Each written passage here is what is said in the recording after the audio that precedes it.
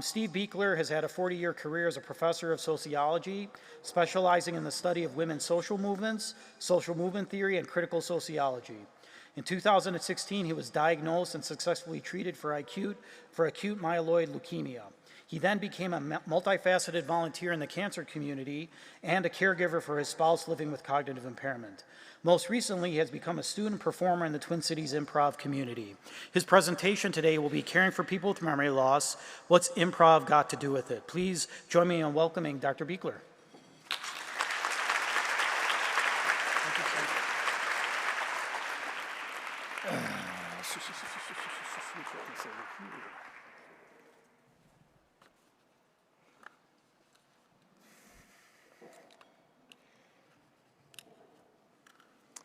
I'm not a real doctor, so if you have a medical issue during this conference, don't look to me.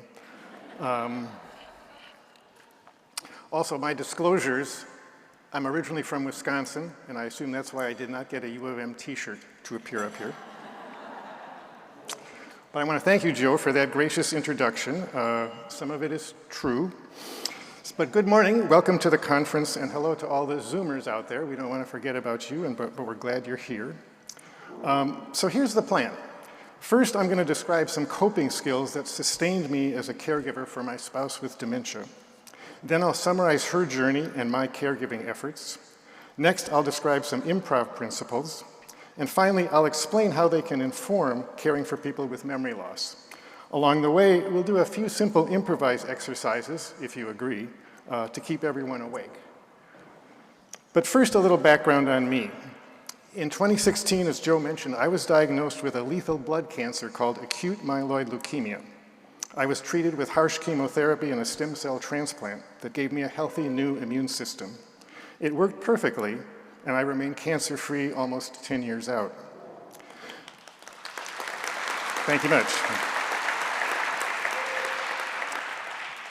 This experience taught me the value of maintaining a sense of humor. So whether I'm talking to cancer survivors or caregivers, I just can't help myself. How many of you are familiar with Surly Brewery and their flagship IPA beer called Surly Furious? A few? Okay. Did you know they just came out with a light, low-calorie version of Surly Furious? They're calling it Surly Mildly Upset. Yeah. It's popular. Just yesterday, a guy living with amnesia walked into a bar and ordered one. Then he noticed an attractive woman drinking alone. He sauntered over and said, "Hey there, beautiful. So tell me, do I come here often?" They got to talking as another guy entered the bar. The bartender said, "Hey, pal, you look really tired." The guy shook his head and said, "Tell me about it. I'm an agnostic, dyslexic, insomniac. Every night I lie awake wondering if there really is a dog."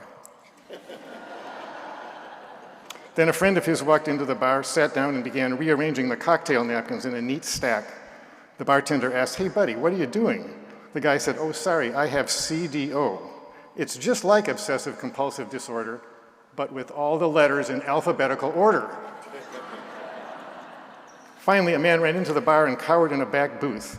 When a server came over, the man explained, "I had an appointment at the paranoia clinic across the street, where they take a team approach to therapy.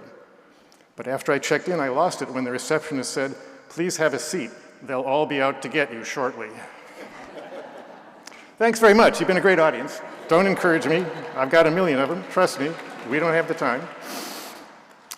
Okay, let's get serious. My intensive cancer treatment required 3 prolonged hospital stays and months of recovery. Surviving cancer honed some coping skills I still use throughout my life, including caring for a spouse with cognitive impairment. The first skill involves mindfulness, meditation, and yoga. Mindfulness taught me to bring a non-judgmental awareness to each moment as it occurs and realize that everything else, ruminating about the past or worrying about the future, is just noise that detracts from the present moment. As someone who could be mistaken for a chronically anxious, obsessive-compulsive, anal retentive control freak, this was quite a change. Mindfulness brought a calm acceptance of my situation and a serene hope that all would work out for the best. I still practice meditation and yoga daily. My second strategy involved physical activity. I exercised in my hospital room, but my favorite activity was roaming the halls. I walked in the late morning, late afternoon, and before bedtime. pulling my IV pole alongside like a faithful companion. Once I recovered, I resumed lap swimming and added gym workouts, and to this day, they support my physical health and boost my mood. A third strategy was being proactive. I took control of my hospital room by making my bed, keeping things tidy, and rearranging the furniture. I was proactive about my medical care. I always had questions ready about my treatment, medications, and progress when doctors dropped by. Being proactive taught me to focus on what I could control and let go of the things I could not control. A fourth strategy involved humor. Cancer is no laughing matter, but that's why I found it essential to retain my sense of humor. It was an antidote to my illness and a quiet form of resistance that kept the cancer at arm's length. Humor sustained connections with family, friends, and medical staff. And as my opening remarks have demonstrated, my philosophy is that there are no bad jokes, only bad audiences. A fifth strategy was a secular mindset. By learning about my diagnosis and treatment from a scientific viewpoint, I could place my novel, frightening experience in a broader framework. I took comfort in my care team's expertise and their knowledge about how to treat my symptoms and eventually cure my disease. Whether scientific, spiritual, or religious, some sustaining worldview is important for our mental health. My final coping strategy was writing about my journey to a large group of email recipients. I started this to keep people informed, but it quickly became therapy for me. Translating swirling emotions and unpredictable circumstances into a storyline calmed my fears and preserved my identity. Telling my story was a psychic survival mechanism that made me the author of my own life. To this day, I continue journal writing to make sense of my life. I subsequently added 2 other practices to this mix. Cancer led me to Gilda's Club, which is a wonderful support organization for people whose lives have been touched by cancer. I joined a weekly class called Improv for Life in 2020. I've since taken more classes and perform regularly with an improv troupe around the Twin Cities. More on improv in a moment. More recently, I took an online workshop on gratefulness. It was a revelation about the power and the benefits of gratitude when we incorporate it into our daily lives. Gratitude becomes most important when life is hard. It's not that we have to be grateful for everything that happens. It's rather that practicing gratefulness can help us find meaning, purpose, opportunity, and connection, even in dark times. These practices are the foundation of my mental health. They've taught me to live in the moment, to accept what is before me, and to respond proactively. These skills also informed how I cared for my spouse. I'll turn to that story in a moment. But we've come to the first time for our first improv activity. You ready? If you're willing, purely voluntary, this will work best if you're at a table of anywhere from 6 to 10 people, and a lot of you are. If you have 2 tables of 3 and want to combine for just a couple of minutes, that would be good as well. This is a simple exercise that emphasizes the improv skills of listening, paying attention, and what's called give and take. So if you're willing and able to stand, that might work best. If not, you can remain seated. I'll leave that up to you. But whether you're standing or seated, I'd like you to look down or close your eyes. I don't want you to be looking at other people in your group, okay? That's the crucial thing. All I'm going to ask you to do, everybody can do this, I'm going to ask you to count to 10 with different people saying different numbers. And if there's any point where 2 people say the same number, you have to start and go back to 1. So one person can say 1, another person can say 2, another person can say 3. If 2 people say 4, back to 1. Give it a shot. Go for it.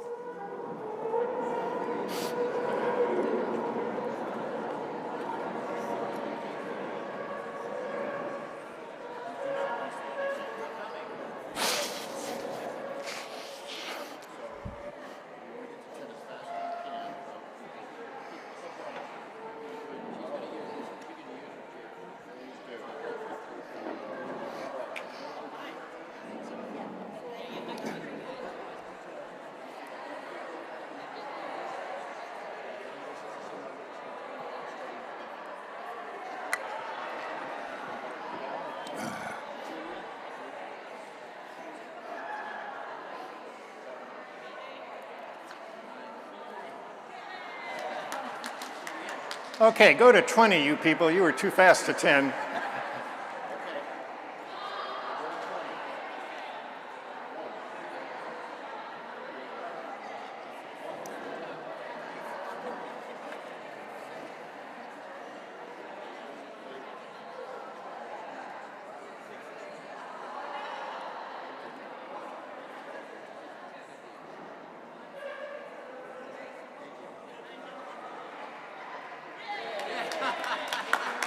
30?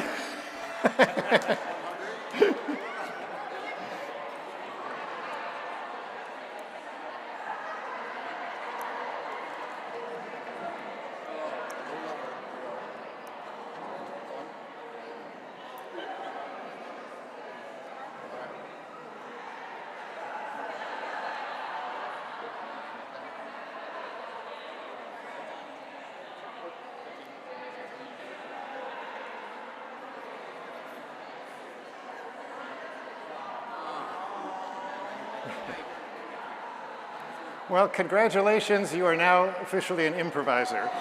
I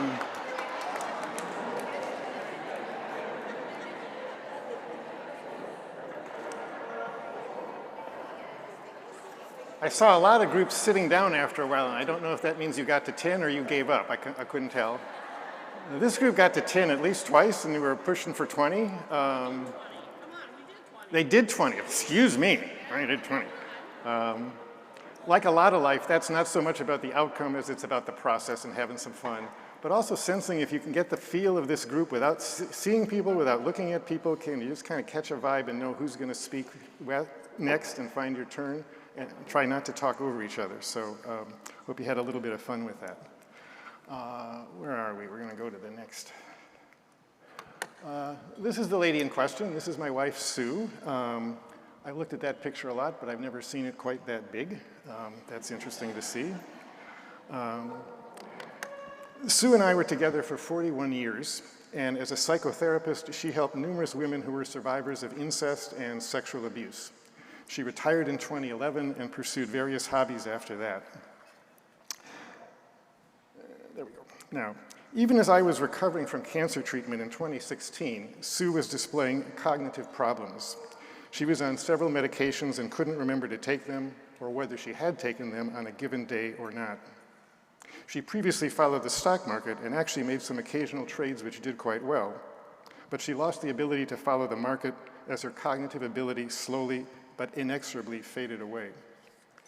In 2018, she proposed that we move to a more hospitable southwestern climate. I preferred to stay in Minnesota, but we compromised by beginning to shed stuff we no longer needed. She insisted that we sell even the most trivial items on a local version of eBay, even as she lost the capacity to post them or negotiate sales. It became evident at this pace, this chore alone would take years, and we weren't going anywhere. She could no longer see the big picture and lost interest in moving. That fall, I recommended that she get screened for dementia. She surprisingly agreed. After a battery of tests, she was diagnosed with mild multi-domain amnestic cognitive impairment. I don't even know what the acronym would be for that. There wasn't much we could do about it, but at least we had a name. One day she was returning home from an errand and inexplicably turned left into oncoming traffic. She had only minor injuries, but her car was totaled, and she gave up driving after that. Later that year, we traveled to a location we'd visited many times. She could no longer navigate the hotel lobby nor find her way back to our hotel room. It was clear we were sailing into rougher waters. Perhaps the best thing I did for both of us in 2019 was bringing Sasha into our lives. Since a picture is worth 1,000 words, there's Sasha at 2 months, 2 pounds, and too cute. She'll be observing her 7th birthday later this month, or next month. Well, Sasha brought joy and sweetness into our lives, and as I mentioned, she turns 7 this June. We were largely homebound by the time that COVID hit. It was also becoming harder for me to leave home for even a short time. I think I'm one slide behind. There we go. Hard for me to leave home for even a short time. I put our daily schedule on a whiteboard, but she could no longer make sense of it or recognize that the numbers were times of day. So I thought she would look at 3 o'clock and realize I was doing this, but the 3 didn't mean anything to her. So that was pretty worthless by that time. So when I returned from an outing, I never knew whether I'd be greeted warmly or find her feeling abandoned with no idea of where I'd been or when I would return. We got valuable help from Sue's sister, who lives here in town. She would often visit with Sue on Fridays and stay for much of the day. Sue valued her company. In fact, she seemed to enjoy it more than mine. She could never remember what she did with her sister, but on an emotional level, she clearly enjoyed the company. It also gave me some guilt-free time to connect with friends. Sue's memory decline and cognitive confusion were complicated by chronic physical health challenges that also worsened. In late 2022, a cardiologist detected problems with her aortic valve and suggested that we retest the following summer. Sue never made it that far. In May of 2023, she woke up one night unable to move.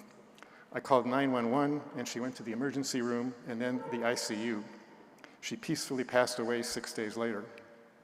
Given her cognitive decline and cardiac dysfunction, this could be seen as a blessing in disguise, but that didn't make it any easier. My grief is nonetheless offset by profound gratitude for the years we had together. Even in those final days, there were moments of joy. Here's one example. Toward the end, I was doing all the meal preparation. It got a little tedious, so I created a private fantasy. I thought of myself as a famous chef running a world-class restaurant. I prepared the simplest meals as meticulously as I could, and it helped keep me in the moment rather than worrying about an unpredictable future. One evening, Sue came downstairs after a nap for dinner. She looked especially sad and forlorn. With no prior planning, I blurted out, "Good evening, Miss Scott. We're so happy you decided to dine with us again. Let me see. Yes, your table is ready. May I have the honor of escorting you there?" And I took her arm and we marched through the living room to the dining room. I pulled out her chair, I got her seated, I ducked into the kitchen, came back and said, "I'm happy to present your favorite beverage, Chateau Pepsi. March was a very good month." Imagine my surprise when she played along with my fantasy and acted the part of a returning diner. As I transitioned from chef to server to dining companion, we had a real connection and a lively conversation. It was one of those precious moments that can unpredictably occur when caring for someone with dementia. And I'm guessing you've had those moments as well. Okay, improvisers, exercise 2, you ready? You can probably even stay seated for this one. And all you need is a partner, one other person. You're just gonna interact with that person. Could be someone you know, could be someone you don't know. Very simple exercise, but it exercises the skill of simply using your imagination. And what I want you to do, I actually have Craig, I'm gonna come up here for a second. Sure. Craig is a fellow improviser who was kind enough to come out for this. I don't know if we've done this or not, but you're an improviser, we'll get it. It's the object exchange. Yeah. I'm just gonna come to Craig and say, I'm gonna make up something completely out of nothing. And I'm gonna say something like, this is the baseball bat I used in Little League. And he's going to accept it and say one thing about it. This is beautiful. It reminds me of my dad. All you need. So you don't have to try and be funny. The idea is the first person just makes something up because you're giving something to the other person. The other person says one thing about the object, and then you turn it around. The receiver becomes the giver, and maybe we can go through a couple cycles of that. It's all about imagination. You're making up something out of nothing. You can do it seated or standing. Thank you, sir. You're welcome. That's the idea. Give it a try. Use your imagination, make something up, pass it on.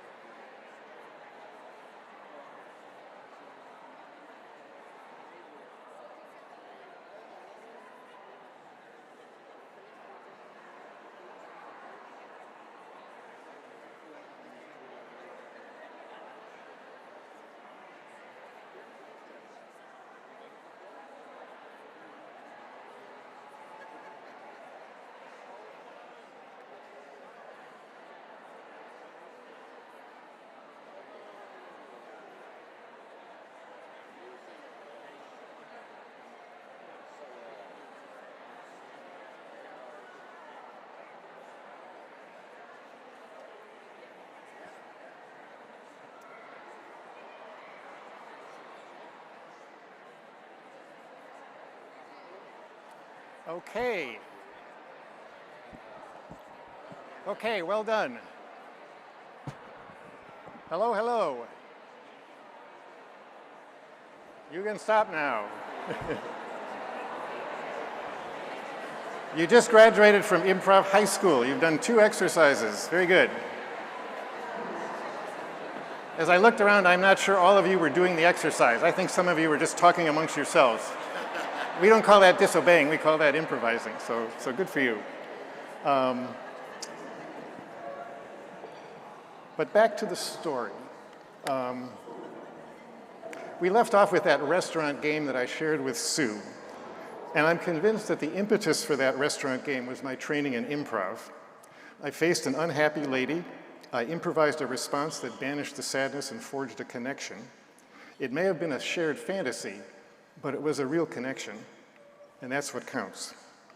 At its heart, improv is about connecting with another person. The guiding principle of improv is yes and. That means accepting whatever reality is being created by our partner. It also means never negating or rejecting their contribution. We should receive what we're given as a gift and take it further. Another key principle of improv is not planning ahead, but rather staying in the moment to respond to whatever we're given. This requires close attention to others by focusing on their words, body language, and emotions. It requires active listening and sustained eye contact. Improv teaches us to trust our partners as we collaborate to create something new. It asks us to shed inhibitions and be a little bit silly. Improv is play, but it's structured by give and take between performers and a commitment to listen, watch, and concentrate. Improv succeeds by connecting with a partner, establishing a relationship, conveying emotion, and giving gifts. But unlike stand-up comedy, improv is a cooperative, collaborative, supportive undertaking. The best thing you can do in improv is to make your partner look good. The goal is not to be funny, but rather to be genuine. When done well, humor arises from the creative collaboration of partners and the unexpected turns a scene may take.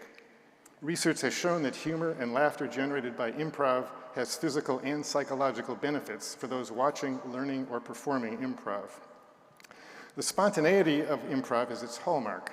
Starting from a few simple premises about who and where the participants are, scenes can go in an infinite variety of directions. The unpredictability of improv and the ways one contribution can redirect it gives improv its creative power and organic humor. Here's one example. In one scene, a half a dozen classmates and I were cast as items in a refrigerator. I was a jar of pickles. I introduced myself by saying my ancestors were immigrants who came from Poland through Ellis Island. That's when our family name of Vlasakowski was shortened to Vlasek, and the family built a pickle empire. Then we heard from a woman who was a head of lettuce. She was unhappy, crammed into a dark, moldy produce drawer in the bottom of the refrigerator. At that point, the green foods noticed that the white foods, like milk and eggs, enjoyed spacious, well-lit locations on the upper shelves of the refrigerator. That led to an uprising of the green foods against the unearned privilege of the white foods, and on it went. I see improvisation as a basic skill that we all possess. Mindful attention, acceptance of what we are given, finding our voice, and responding creatively are useful skills in all kinds of situations. Lest this sound daunting, consider you've already been doing improv in every unscripted conversation, novel experience, and spontaneous moment of your life. So you're already there. You just need to give it a name and maybe develop a couple skills that could help. With that, I have one final improv activity. If I can ask my trusty assistant to return to the stage. We haven't scripted this, I'm just picking on him. He's a good improviser, and we'll be together for a couple hours of practice later today, right? This one is called the mirror exercise. And what's going to happen is I'm going to start doing very slow, deliberate movements like this, and Craig is going to follow my movements as best he can. I'm not going to try and trick him or go fast or anything like that. We're just going to try and get into synchronization with each other. And at some point, I'm going to slow way down, and he's going to take over the lead, and I'm going to try and follow him.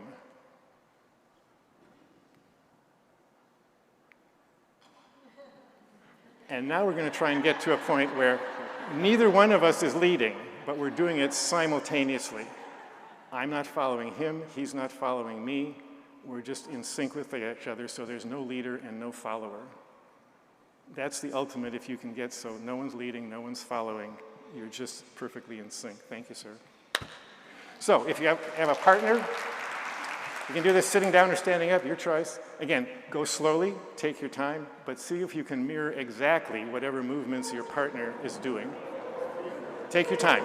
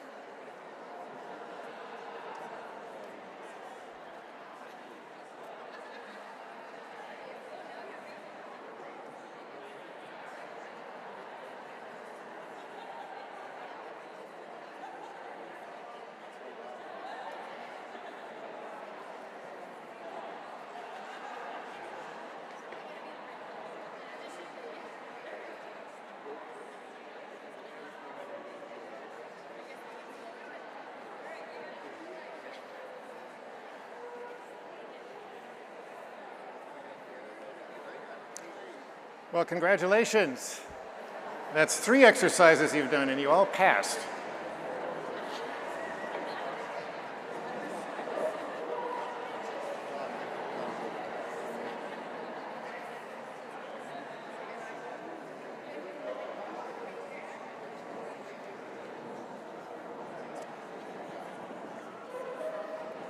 So hopefully this will be the payoff of all the things we've talked about so far today. I've mentioned that the core principle of improv is yes and. The corollary is to not negate or reject what your partner offers. In improv, it kills the scene because there's nowhere to go once an initial reality is denied. And more importantly, negating your partner's input can feel like a rejection of them by diminishing their contribution. Consider how this applies to a caregiver and a loved one with memory issues. When your loved one says something that is false, nonsensical, repetitive, or just batshit crazy, how do you respond? I would guess that unless you're a saint, you've sometimes responded by attempting to correct their misguided statements or understanding of the world. I think this is a compelling impulse because we're caring for someone we love and we want them to see the world clearly. But they may be as unable to change their reality as you are unwilling to change yours. Just as in improv, negating your loved one's reality may leave them feeling devalued or disrespected. If so, they are likely to shut down and withhold the very connection you are seeking. And while their cognition is compromised, their emotions are intact. They may not know clearly what they think, but they know what they feel. If they feel negated, they're likely to withdraw. What's the alternative? Well, yes and says accept their reality and step into their world. Doing so validates them and conveys empathy. What happens in the moment if you temporarily accept their version of what is real? This is basic improv, is one player makes something up and the other person accepts it. Another saying in improv is, if this is real, then what else is real? This invites you to build on their reality. It doesn't have to be an elaborate response like my restaurant game. It can be a simple statement, reply, or question that validates their reality. Here's an example from a workshop I attended. A woman was talking with her mother with dementia, and her mother said, "You remind me of my daughter." In the moment, it would be hurtful to know your own mother doesn't recognize you. The impulse to correct the mother by asserting, "But I am your daughter," would be hard to resist, even though it is unlikely to derail the conversation. But the daughter had the insight to accept her mother's point of view and say, "That's so interesting. Tell me about your daughter." Her mother went on at length about how she loved her daughter. At one point, the daughter even playfully said, "I hear she is very beautiful." And the mother agreed and responded and provided more details about this daughter she clearly loved, even though she didn't recognize her in the moment. Improv principles help us find this kind of response. Staying in the moment, active listening, going with the flow, and maintaining eye contact are essential. Being spontaneous, focusing on emotions, and reading body language, as well as spoken words, can help us grasp our loved one's world and formulate responses that align with it. These skills increase the chance that we will forge a meaningful connection. Improv guidelines are meant to be flexible, and the same goes for this advice. Our loved one's reality may not always be amenable to the yes and advice offered here. There will be situations where reinforcing their reality may do more harm than good. So we need to be cautious about when to use this technique. But I suspect that in most cases, yes and will be more effective than negating their view. There's a growing body of research on the benefits of using improv for caregiving that identifies specific behaviors caregivers can use to enhance connecting with loved ones. So I invite you to follow up with the resources on your handout, my final slide I'll show in a minute, and eventually in the virtual library of this conference. The tutorials are especially good if you want to get lots of examples specific to how to interact and connect with someone with memory loss. So it's well worth a look if you want to follow up on some of those ideas. And with that, we come to our last improv activity. In some respects, the most important one of all, because I'm going to ask you to do a little role-playing exercise, again, with a partner. Could be your own partner, could be a stranger at your table if you agree. I'd like you to role-play a situation where there's someone struggling with memory loss and a caregiver. As the person with memory loss, whoever's playing that role, I want you to say something that is presumably untrue or false or misguided, etc., all of those things. As the caregiver, I want you to practice not correcting them or criticizing them. I want you to somehow accept their warped, distorted view of reality, go with it, reinforce it, and make a connection with the person nonetheless. Just take a couple minutes, and if you go through the exercise, you can change roles, go back and forth.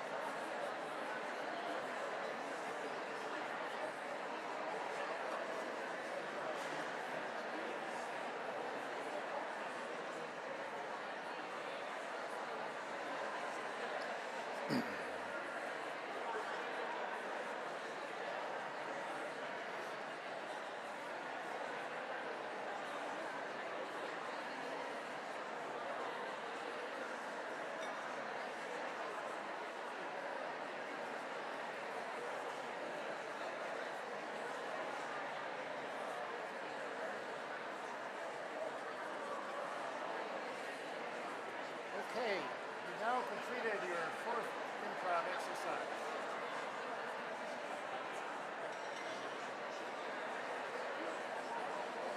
It must be going really well because you're still talking.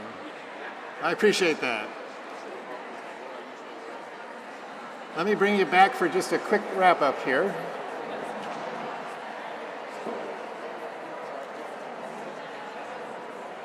I hope that the exercises that we've done today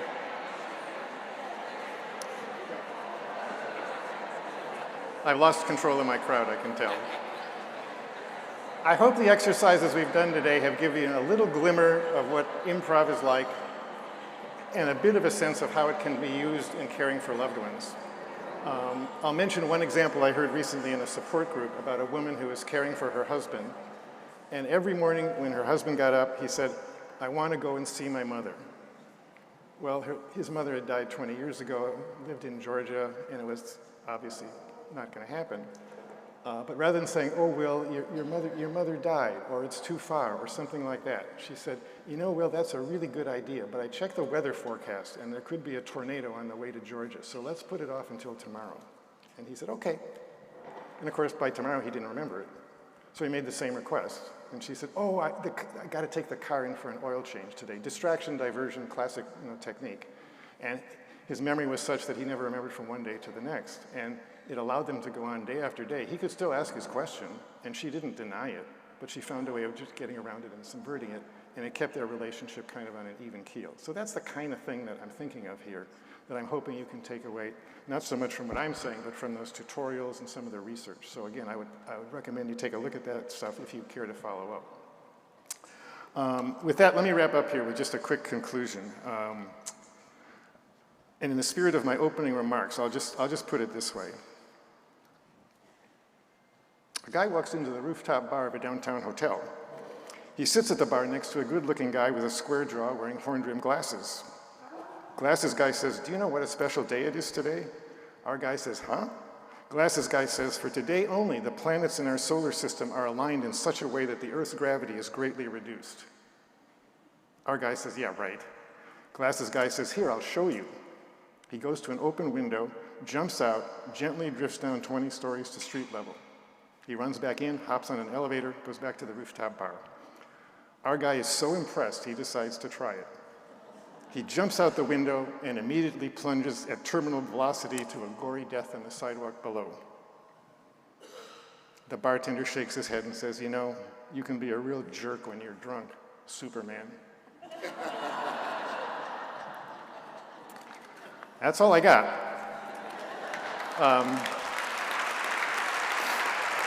Thank you.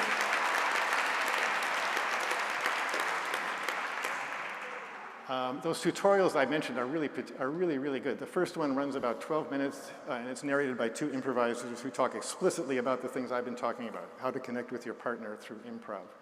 The second gives you access to a whole bunch of tutorials that you can find. That's through the University of Georgia, et cetera, et cetera. So I urge you to follow up on that stuff if you're interested. It'll help carry your improv education even further. But with the time we have left, I'm happy to invite discussion, questions, anything you want, comments, what worked, what didn't work. Yeah. If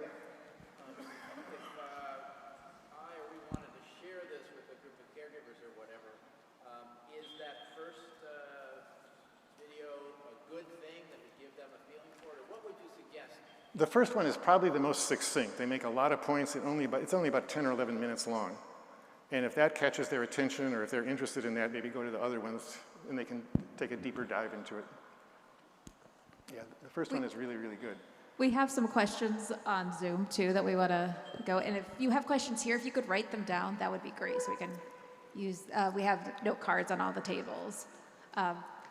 Zoom questions will be coming in. And then also, just so everyone knows, the links that are up there, we have them on our virtual library as well. So you can just click them and not have to worry about typing all those in. You'll find them online. All right, I have our first Zoom question back here. Can you give an example of how to use improv in early stage dementia? For example, someone who recognizes their surroundings, people, but is really struggling with higher level functions such as finances or making decisions like if they need to move or have more care needs. Yeah, I think the point where it becomes most useful is, again, if someone is alleging something that's not correct, not true, and might even be harmful if they continue to believe it. You want to somehow get away from that.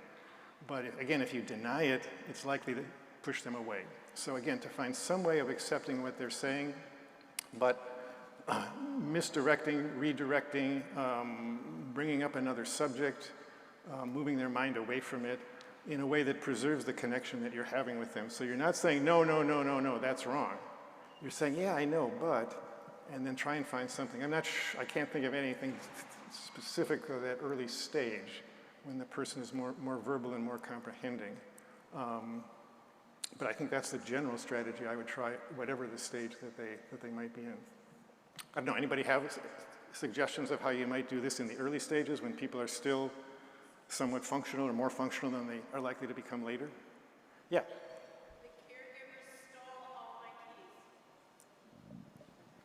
Okay. How do you respond to that? No, he didn't. Yeah. You could say something like, you know, that's happened to you before. That's really interesting that it happened again. But remember, the next morning they were back. So I wouldn't worry about it. Let's just have a good night's sleep, and I bet in the morning when you wake up, your teeth will be back. I didn't say you were wrong, but I said, you know, it's going to solve. There'll be a solution to it. You know, rest easy. Don't get so concerned.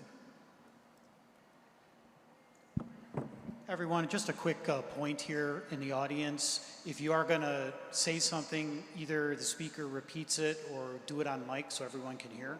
Okay. Question here?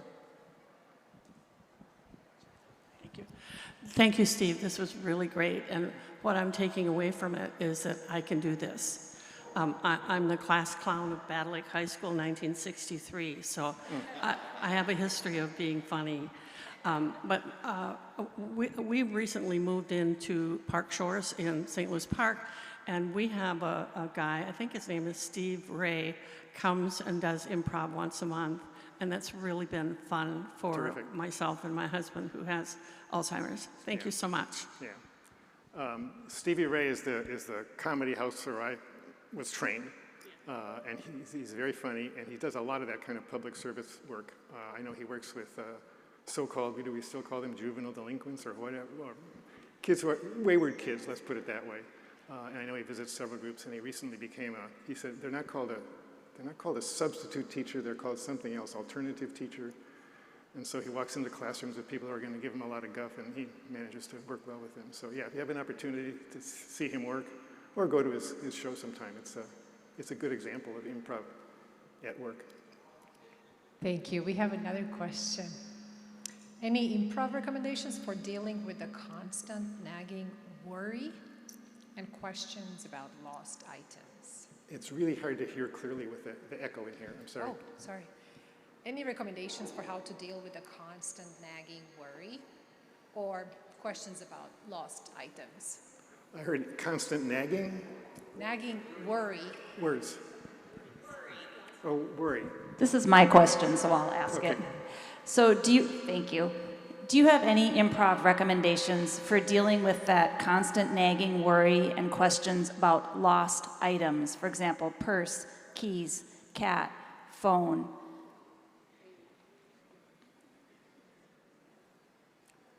Whether they're available to be found Yeah. or not available to be found or can't constantly be looked for, et You cetera? may say something like, you know, John, that's important, but we're not going to need those keys until we're going out, and that's not going to be until tomorrow. So we don't have to worry about it now. We'll find it. They'll turn up. They always do. Again, kind of a diversion, but it doesn't say you're wrong. The keys, you know. I think the point is you don't want to deny their understanding, but if you can find some way to divert, to accept the reality of what they're saying, but divert it from the goal that they're seeking, if that makes sense. Acknowledge it that it's real, but somehow take it in a different direction. And it's not always going to work, and different things will work on different times and with different people. So it's kind of a crapshoot in terms of what's going to work. But I think the attempt to somehow say yes and is usually going to be more fruitful than just denying and negating.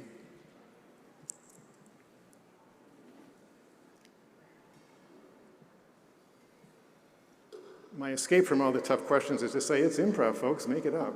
We've got more questions from online. So Morgan wants to thank you for a wonderful presentation and the tips and techniques that you've shared. She says, on another note, how did you find Sasha best supported you and your wife? I know pets can complicate care, even with healing behaviors. Sasha turned out to be an amazingly good cat, and especially if you've ever had a kitten and you know how playful they are. It was like nonstop, like a circus. We would drag a toy across the floor and fly, and she'd do a big, huge backflip and come around on the other side and grab the thing. She was very well behaved, good litter box habits, eats well until just recently Little Friskies changed the recipe, and she will not touch it. She hates it, and it smells awful.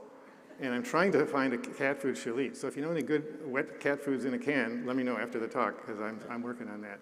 But I think just her mere presence, cats are, like a lot of cats, she has her own little habits. So at any time of the day, I can predict where she's going to be in the house. And she's sleeping here in the morning, and she's there in the afternoon, and she's hungry, whenever.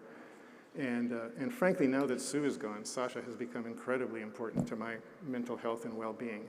To have another living being in the house and someone to play with and interact with and take care of. It means more even now to me than it did when we were both there. But it was a huge source of entertainment and distraction and a center of focus. I can't say enough about the value of a pet. I mean, she wasn't technically a therapy animal, but the impact of having her was like a therapy animal. And I'll give a grudging acknowledgement. Maybe dogs can do that too, for you dog people. Yeah. We have a couple questions back here too. The first one is, any ideas for, say they want to go out at 2 a.m. Do you have any improv ideas to handle that? Presuming you don't want them out at 2 a.m. I'm presuming, yes. Yeah. Maybe you can distract them to an activity in the house. You could say, oh, well, if you're going to go out, we're going to need to get a coat for you or get something for you to wear. So you take them to the closet and you say, oh, do you remember when we got this coat? Or, this reminds me of the time that this and this and this happened. And depending on how functional they are, that may be enough to divert them from their wish to go. I mean, I don't know that you want to get into things like it's really threatening and harmful. You don't want to go out there because you might get hurt. I mean, that might be an option. But if there's a gentler, friendlier way to just distract them from the idea without saying it's a bad idea, just that, remember the other night we did that and something bad happened. I don't know about that one. But again, something that just redirects their attention without saying, that's a crazy idea. You can't go out at 2 a.m. That's likely to backfire and not be too effective. Sorry, it sounds like that is a lot of the gist of your talk is like to meet them where they're at and to share their reality, but not necessarily be encouraging dangerous behavior or anything like that, but not denying what they're experiencing. Geez, it took me 45 minutes to say that, and you just summarized it. Well, there you go. It's what I do. In my experience, most academics are a lot wordier than that, including me. So well done. Thank you.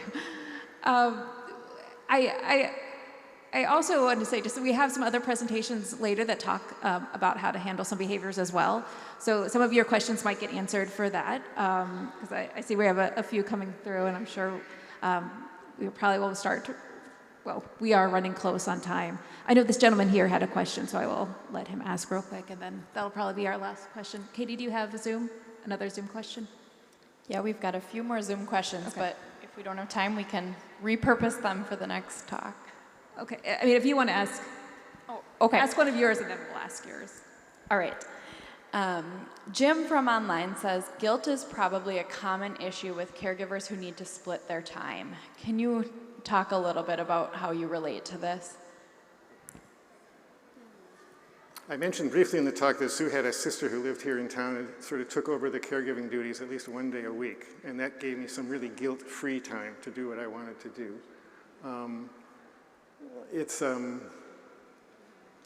It's easier said than done, but I think things like mindfulness and gratitude taught me that there's nothing to be gained by guilt. It's an emotion or a reaction that just does you no good. And I come to this partly through the concept of survivor's guilt in the cancer community. Why did I survive and other people didn't? And one of the things I tell myself in that case is it's unlikely that the person who died would want me to feel terrible the rest of my life because I survived. So if you want to honor what their wishes likely were, guilt is not the way to go. I don't know if that quite applies here, but it's one of those emotions that just doesn't serve us very well. I think anxiety is another one. And again, in the cancer community, we talk a lot about scanxiety, a fear about an upcoming scan that might show something bad in terms of your disease. And my thought on that is, if you get all worried about something that hasn't even happened yet, and it turns out fine, you wasted your life for no good reason. And if it turns out bad, that shows worrying about it ahead of time doesn't change the outcome. So it's like there's no logical case to be made for being anxious. Easier said than done, because anxiety is a feeling and this is a logical argument. But nonetheless, I think mindfulness helped keep me in the moment, helped keep the guilt or the anxiety at bay, again, because it just, very little good can come of it.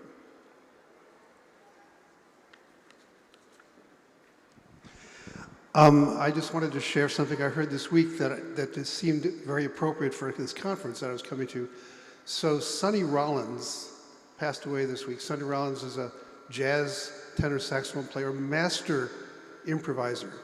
And I saw a clip of an interview with him where the interviewer said, "You always come up with such unique ideas when you play. How do you do that?" And Sonny said, "Before I go on stage, I try to forget everything I know." So I just wondered what your reaction to that idea would be. I think that's something that improvisers struggle with because there are all these things you learn about how to do it, but when you actually go on stage to perform, you have to have a clear mind, and the most important thing you can do as an improviser is listen to what you're getting from the other person. And I think people who improvise in music, same kind of thing, back and forth. So it's very ironic that you have to learn all these techniques and skills, but then you have to empty your mind and be open to whatever's in front of you. And your total focus has to be on the other person. And I think that the more we can focus on the other person in the caregiving setting, the more likely we are to pick up cues and clues and things that we can work with in our response that suits them. Rather than if they go off on the same tangent they go off on all the time and we get all upset about it, oh, here he goes again, blah, blah, blah, blah. You're not likely to find something that's going to work. So like Sonny Rollins, clear your mind. Take in everything you can from how they're saying. Maybe they're saying it differently today. Maybe there's a different voice tone. Maybe there's something you can pick up on and then work with that. I love the example, yeah. I think actually we have a little bit more time. Dr. Godler reminded us that we started a little late. So Katie, if you want to do another Zoom question. Absolutely. Craig from online says, would it be helpful for a caregiver to join an improv group? Yes. I think so. It's very scary for people initially, but any good improv class is going to be welcoming and supportive. And I love the philosophy of improv because again, there shouldn't be a bit of competition in it. improvisers say the only way one person can do well is if everyone does well. So it's all about, again, supporting your partner, collaborating, making them look good. And if they're trying to do the same for you, you're going to look good too. Oftentimes with improvisation, some people get all the big laughs, but I'm the guy that set you up so you could have that big laugh. So without me to set you up, it's not going to happen. And that's what I really like about improv, is you just learn how to collaborate and how to work with others and find connections and build relationships. And again, it comes back to that connecting. And I think there was at least some of that connecting that went on today, just with those exercises I had you do. A little hesitant at first, but people seem to get into the spirit of it. Yeah, I would recommend an improv class. And there's a lot of improv to be found online. If you want to just watch some of it as it's performed, or some of these tutorials I mentioned, you can get a good feel for improv without spending any money or even leaving home. And then if you're interested, check it out.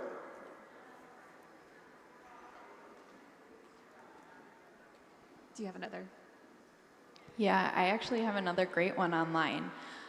Dell says, I see improv similar to when we were young children playing dress up or cooking a meal and we joined them. However, as I say that, I feel like I'm treating seniors as children. Can you talk a little bit about that? I think the insight is correct, that improv is a lot like silly childlike play, which I would argue is a good thing. In fact, some of the most enjoyable improv scenes we've done lately involves one authority figure sitting in a chair and 3 or 4 people sitting on the ground in front of him as like third graders. And when you have a character in improv, it's a lot easier to do improv. And if your character is a third grader, you can lose all inhibitions and say all kinds of weird, crazy stuff, and with great energy, and it's going to be funny. So I think the goal ought to be to get back to that point where we can be silly and playful like kids. A recent example, I did a show recently where there were 3 different improv troupes that performed for 25 minutes, and then for the conclusion, they had all the improvisers from all the groups come back on stage and play with each other. And we would try and play with things that were in their scene and vice versa. And somehow toward the end, I was cast as a bear. Okay, that happens. And then somehow someone had some berries. So I came back on stage and said, oh, I heard there's some berries here. And I walked across the stage, and suddenly a troupe member who brought his 7-year-old daughter, the daughter was sitting in the front row the whole show. And somehow she came up on stage and began talking to me. And so I squatted down so I was at her height, and the conversation revolved around what kind of bear was I? And we went back and forth for a bit, and eventually she said, you're a vegetarian bear.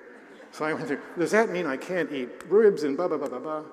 And it was hilarious because there's this 7-year-old kid doing improv out of nowhere, and I could feel the other improvisers just stepping back. Improvisers normally step forward and they want to hog the stage, but they step back because this was so precious to see this little interaction between the two of us. So we went on for a couple minutes like that. So I love doing improv with kids and doing improv as a kid. So I think if you can get around the notion that it's somehow demeaning to treat them as kids and see that in a more positive light. Stevie Ray himself once said, we all know how to do improv when we're kids.